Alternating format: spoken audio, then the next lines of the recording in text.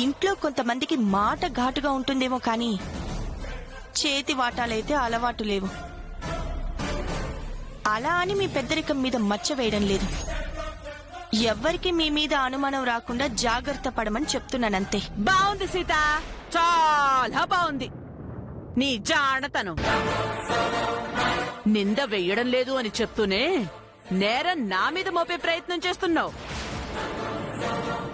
నీ భర్త ముందు తెలివిగా మర్యాదిచ్చి ఇప్పుడేమో నన్ను దొంగం చేస్తున్నావా?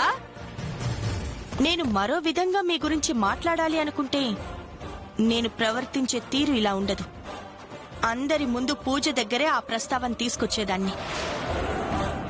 భవిష్యత్తుని దృష్టిలో పెట్టుకుని మీ పెద్దరికాన్ని నిలబెట్టుకోండి అని చెప్తున్నానంతే. తాళిపోతే పోయింది అని దాక్షాయిని సరిపెట్టుకున్నా అదెలా పోయిందో కనిపెట్టే వరకు వదిలిపెట్టే రకం కాదు ఈ సీత.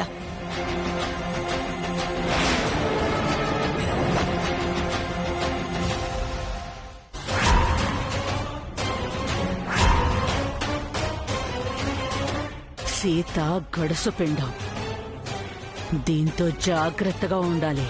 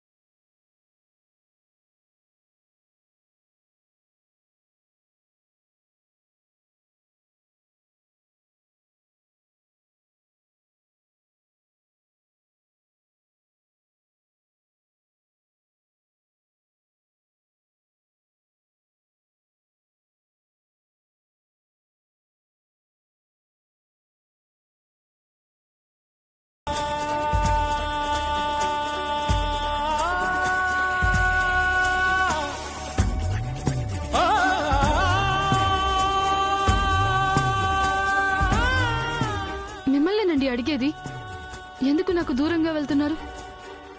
ఎవరికి దూరంగా వెళ్తున్నారు దాక్షాయిని? ఎవరిని దూరంగా పెట్టారు? నీ దృష్టిలో నాకు భర్తగా స్థానం లేనప్పుడు నీ పక్కన కూడా లేనట్టే.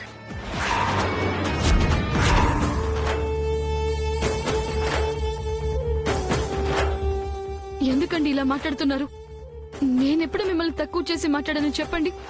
సిగ్గులేదా మాట్లాడడానికి? నాకు మోడలింగ్ ఇష్టం లేదు అంటే నా మాట వినకుండా నా మనసు చంపేశావు. అదే మోడలింగ్ కోసం అగ్ని సాక్షిగా వేద మంత్రాలతో కట్టిన తాళిని తీసేసి భర్తగా నన్ను కూడా చంపేశావు. ఇంకెక్కడిది నీ దగ్గర నాకు విలువ? దీన్ని తక్కువ చేయడం అనక భర్తగా నన్ను ఉన్నత స్థానంలో నిలబెట్టడం అంటారా? అసలు ఏంటండి మీరు? ఉదయం నుంచి మీతో సహా అందరూ తాళి తీసేశాను అని వేలెత్తి చూపించి దెప్పి పొడుస్తున్నారు. అరే, అది నా కెరీర్ కోసం చేయాల్సి వచ్చిన చిన్న పొరపాటని ఎందుకు ఎవరూ అర్థం చేసుకోలేకపోతున్నారండి? ఆడదాని సౌభాగ్యం, భర్త క్షేమం కోరే మాంగళ్యం నీ కెరీర్ కోసం తీసి పక్కన పెట్టడం చిన్న పొరపాట దాక్షాయిని? మొగుడు చచ్చిపోయిన ఆడదాన్ని విధవా అంటారు. అనవసరంగా మొగుడిని వదిలేసిన ఆడదాన్ని బరి తెగించింది అంటారు. భర్తతో కాపురం చేస్తూ కూడా అదే భర్తకి ఇష్టం లేని పని చేస్తూ దానికోసం మెడలోంచి తాళి తీసేసిన నిన్ను ఏమనాలో నువ్వే నిర్ణయించుకో. ఎంతసేపు మీ గొడవ మీదే కాని మోడలింగ్ విషయంలో నేనెందుకింత మొండిగా ఉన్నాను అని ఆలోచించరేంటండి? మిమ్మల్ని ఆర్థికంగా ఉన్నత స్థాయిలో ఉంచడంతో పాటు మనిద్దరం మనకి పుట్టబోయే బిడ్డలు సంతోషంగా ఉండాలని నా కోరికండి. సమర్థించుకోవడానికైనా ఒక హద్దు ఉంటుంది దాక్షాయిని. నాకు అసలు ఇష్టమే లేని పని చేసుకుంటూ నన్ను బాధ పెట్టుకుంటూ నా సంతోషం కోసమే ఇదంతా అని చెప్పడం భార్యగా నీకు మాత్రమే చెల్లిందేమో. మళ్ళీ చెప్తున్నాను విను, మోడలింగ్ కోసం ఇంటి గడప దాటడం మానే. కావాలంటే వేరే పని చూసుకో. కుదరదని మళ్ళీ చెప్తున్నానండి. కుదరదు.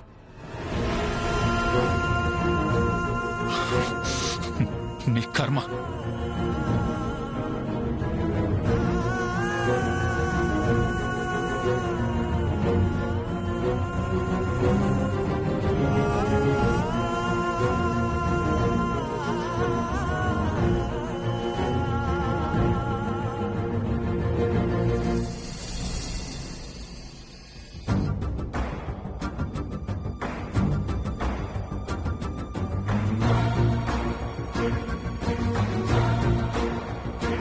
Good morning madam. Good morning అండి. ఈఎంఐ అమౌంట్ ఇస్తే కలెక్ట్ చేసుకుందామని వచ్చాను.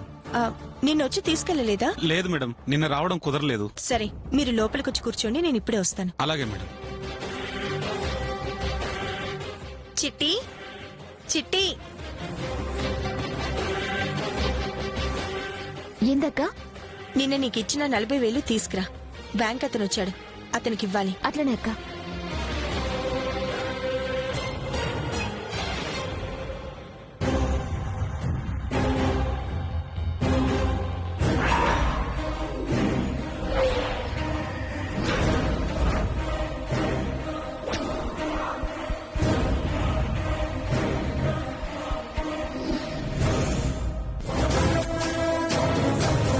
డబ్బులు ఈయనే పెట్టినే, ఏమైపోయినాయి?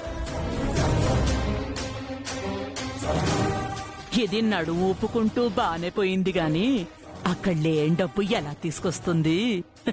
నేనే తీశానని ఎవ్వరికీ అనుమానం రాకుండా నా నటనతో నానా రచ్చ చెయ్యాలి.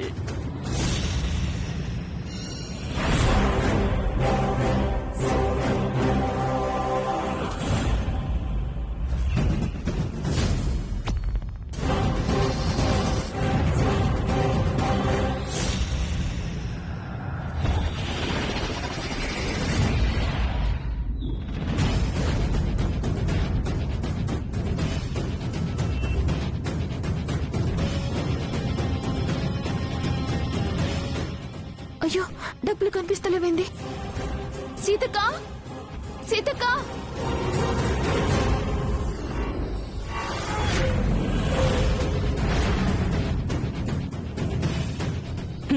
నాటకం మొదలైంది. నేనని బయటపడకుండా రక్తి కట్టించడమే తరువాయి. ఏం చిట్టి, ఏంటి వెతుకుతున్నావు? నువ్వు ఇచ్చిన పైసలు కనిపిస్తలేవక్క. సరిగ్గా చూసావా? మొత్తం దేవుళ్ళక్క, ఏడ కనిపిస్తలేవు. అసలు అక్కడ పెట్టావా? బాగా గుర్తు తెచ్చుకో చిట్టి. ఈయనే పెట్టినాక నాకు బాగా యాదికుంది. సరే, నువ్వు ఇలారా.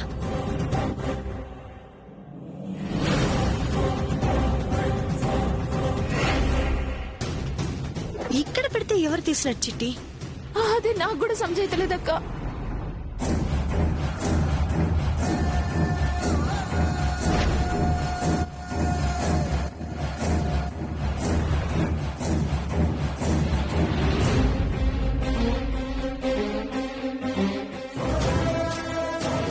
జరుగు.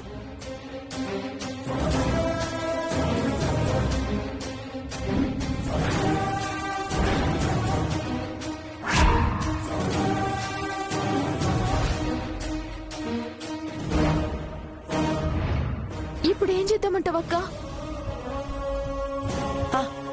మన వాళ్ళు ఎవరైనా చూసారేమో, వెళ్ళి అడుగుదాం పదా.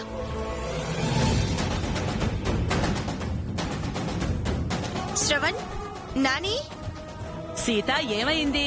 కంగారు పడుతున్నారేంటి? చిట్టి గదిలో పెట్టిన డబ్బులు కనిపించట్లేదు అత్తయ్య. ఈ చిట్టి కంగారికి తింగర్తనానికి మధ్య ఊగిసలాడుతూ అటు ఇటు తిరుగుతుంటుంది. అక్కడే ఎక్కడో పెట్టుంటుంది. జాగ్రత్తగా చూడండి, దొరుకుతుంది.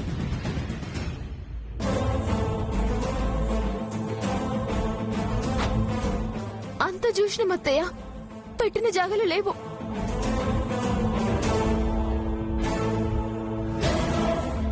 కొంచెం గాబరా తగ్గించుకుని వెతుకు. ఇంట్లో పెట్టిన డబ్బులు ఎక్కడికి పోతాయి?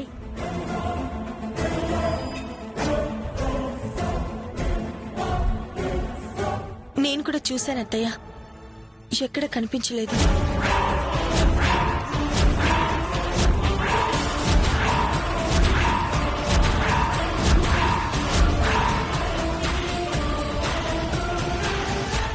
డబ్బులు పోవడం ఏంటోదినా? అదే అర్థం కావడం లేదు.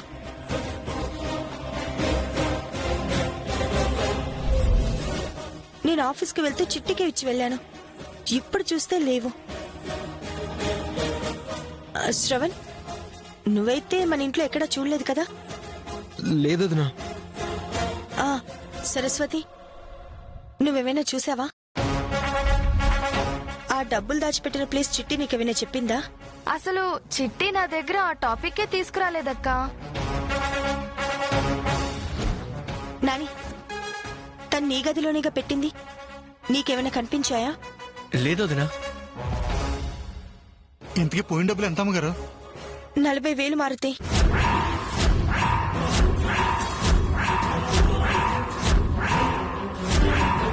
నలభై వేలా? దాక్షాయిని, శంకర్, మీకేమైనా కనిపించాయేమో ఒకసారి గుర్తు తెచ్చుకొని చెప్పండి. కనిపిస్తే చెప్పేవాళ్ళం కదా వదినా. అంత డబ్బు మాయం కావడం ఏంటో. కొంచెం జాగ్రత్తగా వెతకండి. అత్తయ్య, పోనీ మీరేమైనా చూసారా? ఆ అనుకున్నా. ఒక్కొక్కరిని అడుగుతుంటే ఇక నాదాకా రాదా ఏంటా అని అనుకుంటూనే ఉన్నా. చూసారా అని అడిగే బదులు తీసారా కదా అని నేరుగా నన్నే అడగచ్చు కదా. వాళ్ళని వీళ్ళని అడిగి నాటకాలు ఆడటం ఎందుకు? అత్తయ్య, అది సార్, నేను కాల్ చేసినప్పుడు రండి, మీకు అప్పుడు అమౌంట్ ఇస్తాను. అలాగే మేడం.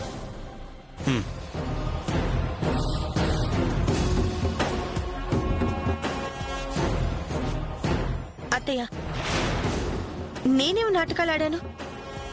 చూసారా అని మామూలుగానే అడిగాను. ఆహాహాహాహా. నీ నంగనాచి వేషాలు నా దగ్గర చూపించకు సీత. ఈ ఇంటికొచ్చిన కొత్తదాన్ని నేనే.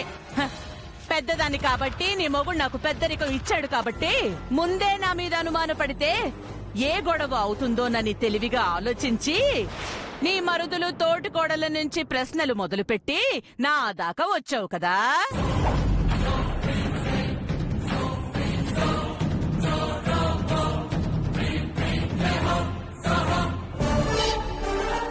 అంత లోతుగా పెడార్థాలు తీసే బుద్ధి నాకు లేదత్తయ్య.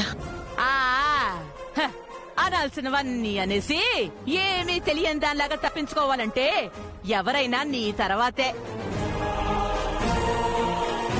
పెద్దమ్మా, అసలేంటి మీ ప్రాబ్లం? మీరు వచ్చిన దగ్గర నుంచి చూస్తున్నాను, ఆయన దానికి కాందానికి పెద్దదిన్ని మాటలు అంటూనే ఉన్నారు. పెద్దదినైతే పెద్దావిడనే మర్యాద ఇచ్చి పెద్ద మనసు చేసుకుని తిరగబడదు కదరా, అందుకు.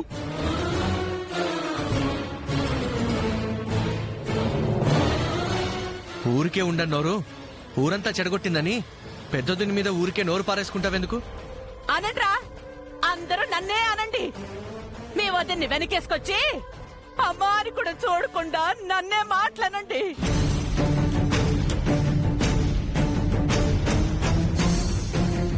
పెద్దదాన్ని మీ పంచన పడుంటున్నానని మీకు చులకనైపోయాను కదా. ఈ సీత మీ అందరినీ బాగా ఏమార్చిందిరా, బాగా ఏమార్చింది. శల్తి, అరే ఇందాకటికి వెళ్ళి చూస్తున్నా మా సీత సెల్లి మీద ఓ ఎగురుతున్నావేందత్త. అసలు ఆ డబ్బులు నువ్వు తీలేదని గ్యారంటీ ఏంది?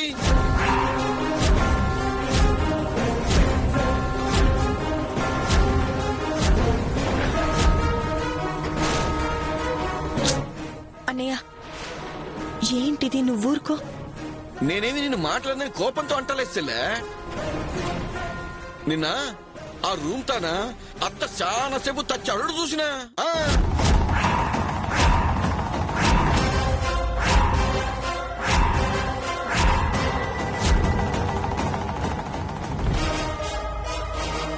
నువ్వు ఏడేం చేస్తున్నావు అత్త అని అడిగితే కసరత్తు చేస్తున్నా చెప్పింది. ఆ తర్వాత గదిలోకి బోర్డు కూడా నేను చూసినా. ఈ వయసులో కసరత్ ఏందని ఆలోచించిన. నువ్వు ఆ పైసలు దొంగతనం చేయలేదని గ్యారంటీ ఏంది? ఇక చెప్పు.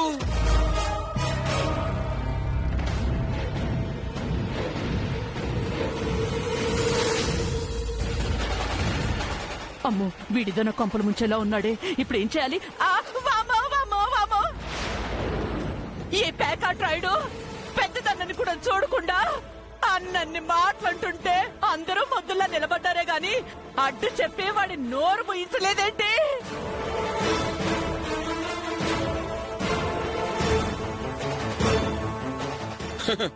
ఒక్కడు నా నోరు మూయించుడు కాదు, నీ ట్రంక్ పెట్లో పైసలు లేకపోతే నేనే నోరు మూసుకుంటా. ఇక మారుతి పద పోయి పెట్టిద్దాం. అచల్ అనయ్య నా మాట విను, వద్దు.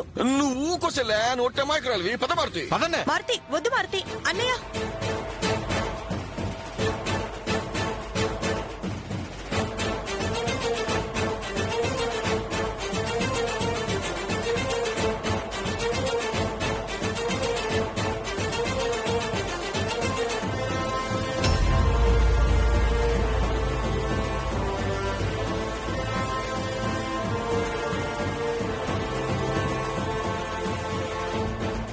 ఏమైంది? ఒరే పెద్దోడా వచ్చావా? చూడరా నీ భార్య నా మీద ఎంత కుట్ర పన్నిందో. ఏకంగా నా మీద దొంగని ముద్ర వేసిందిరా. నేను పుట్టి బుద్ధెరిగాక ఇలాంటి నిందని ఎప్పుడు పడలేదురా నాన్న. ఆ రాజుగాడు నా ట్రంక్ పెట్టెలో డబ్బు దాచిపెట్టాననుకుని తేవడానికి వెళ్తుంటే ఇది ముంగిలా నిలబడిందే గాని కనీసం వద్దని ఒక్క మాట కూడా అనలేదురా. వాళ్లే కావాలని అందులో డబ్బులు పెట్టి నన్ను దొంగలా నించోబెడతారని నాకు భయంగా ఉందిరా. ఏంటి సీత ఇదంతా? ఏమండి, బ్యాంకు వాళ్ళకి ఇవ్వాల్సిన 40,000 చిట్టికిచ్చి లోపల పెట్టమన్నానండి. అవి ఇప్పుడు కనిపించట్లేదు. మీరేమైనా చూసారా అత్తయ్య అని క్యాజువల్ గా అడిగినందుకు ఈవిడ నానా రాద్ధాంతం చేస్తున్నారు.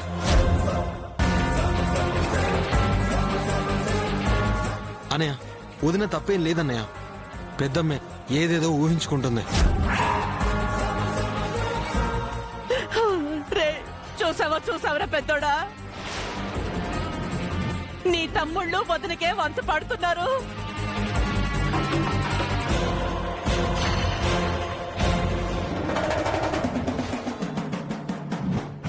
ఇదిగోండి రాజు, ఏం చేస్తున్నావు? బావా నువ్వు జరత కామోషన్ బావా. అత్త తెగలొల్లి చేస్తుంది. నిన్న పైసలు పెట్టిన రూమ్ లోకి ఎందుకు పోయిందో నాకెందుకు కావాలి?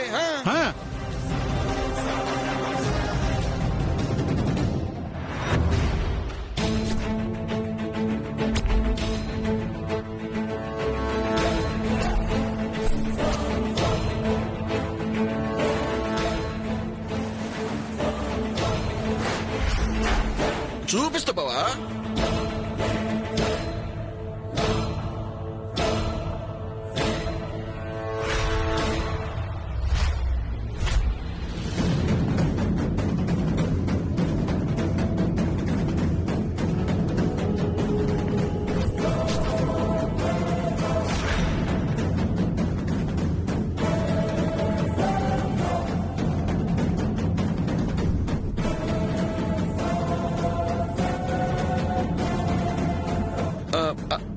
అది రాజు, పెద్దవాళ్ళతో ఇలాగే నా ప్రవర్తించేది? అది కాదు బావ. చాలే నోర్మోయ్.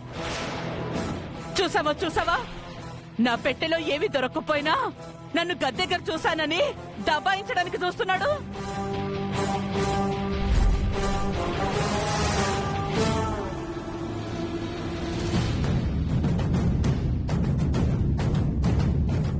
అసలు ఇదంతా నీ భార్య వల్లే వచ్చిందిరా.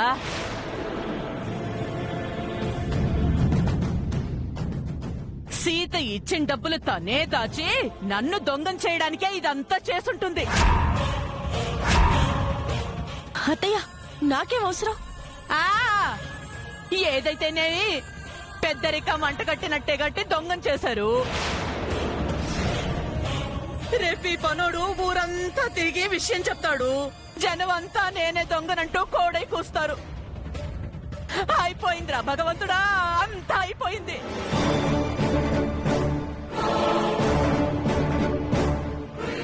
ఇన్ని సంవత్సరాల నుంచి కాపాడుకుంటున్న నా పరువు ఈ సీత వల్ల నిమిషాల్లో పోయిందిరా.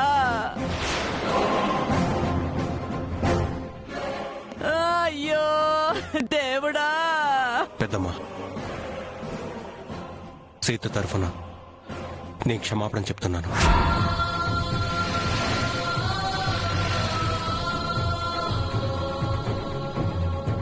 నువ్వు లోపలికి వెళ్ళు. కోపం పోతే మాత్రం పడినెందుకు పోతుందా ఏంటి? అలాంటిదేం జరగదు పెద్దమ్మా, నువ్వు వెళ్ళు. మారుతి, అయ్యా ఈ ట్రంక్ పెట్టి లోపల పెట్టు. అలాగే గారు.